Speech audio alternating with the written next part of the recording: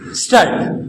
Mr. Deputy Chairman, it is unfortunate that such a legislation is brought at the fag end of the session, and I can tell you that in 1953 on an amending bill, I argued those very points on which the Amending Act of 1956 was subsequently brought, and also this amending bill is now brought.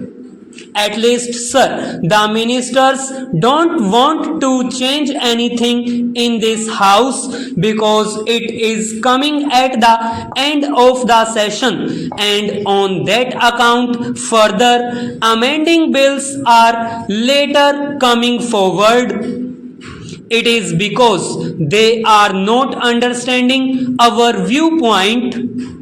Now, sir, the intention of government was quite clear in 1953 in the matter of transfers and closures and all that, but we asked them to clarify it and they did not clarify it. They clarified it in 1956 about transfers. Our main aim or our main intention is that no workman should suffer for want of work, but if he is given another job, if we give him other work on the same conditions by transfer of service, he would not suffer for want of work.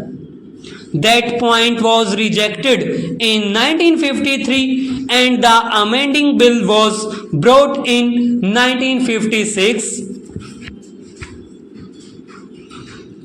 Now, sir, about closures. Closures are of two types. If there be accumulation of stocks or financial difficulties, the concerns will reopen.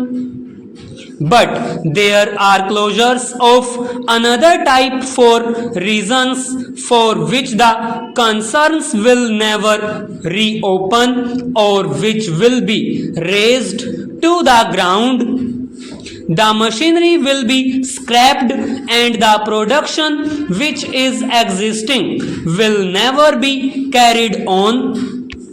Even in such cases, sir, I know the intention of the Honorable Minister is to give compensation, and I think, sir, whatever may be the intention of government, whatever we argue will not be fully realized.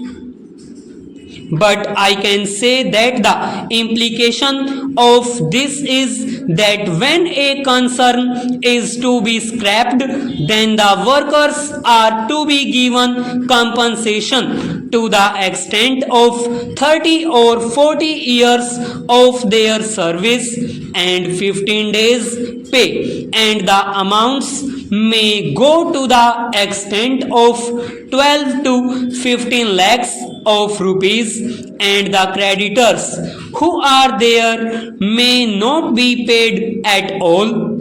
So, let us understand the position of earthquake in certain cases. In that case, sir, we have to view the matters from a different angle. Whether we view it or do not view it from that angle, I think it is for the Honorable Minister to examine, especially because he is also the Minister for Planning and he is also responsible for the industrial development of the country.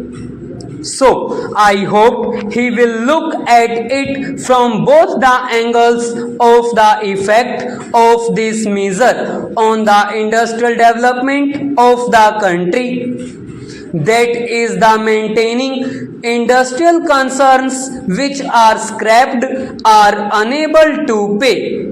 then we can say that full amount is to be paid to the workmen along with the creditors who have also provided money for the concerns.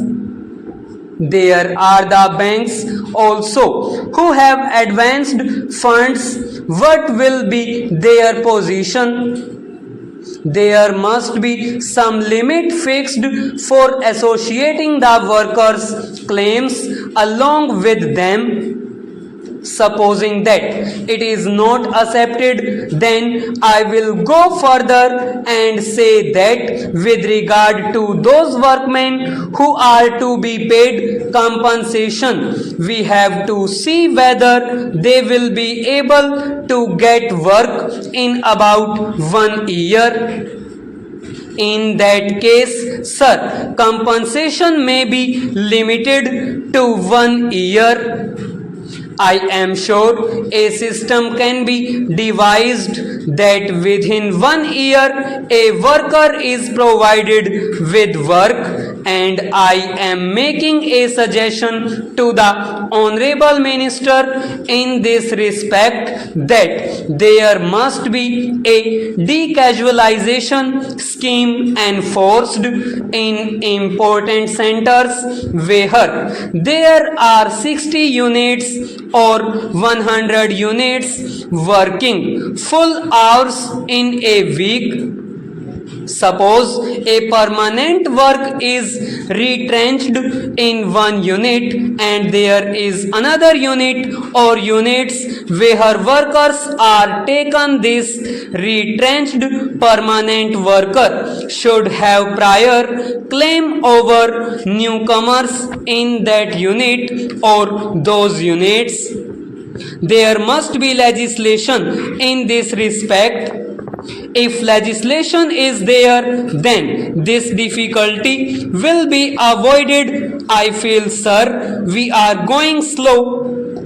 We are not going into the root of the evil as to what is the reason for the closure and whether the permanent retrenched workers could not be accommodated in other concerns with no loss of pay or loss of pay for 4 months or till they get again permanent employment elsewhere.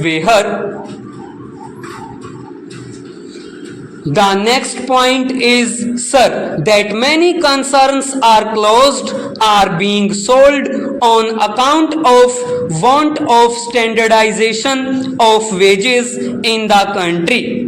Certain units are employing about 50% more workers than others of the same size, and they are not able to get out of such surplus labor. Sir, all the trade unions are also responsible for such things. Surplus labor is in some concerns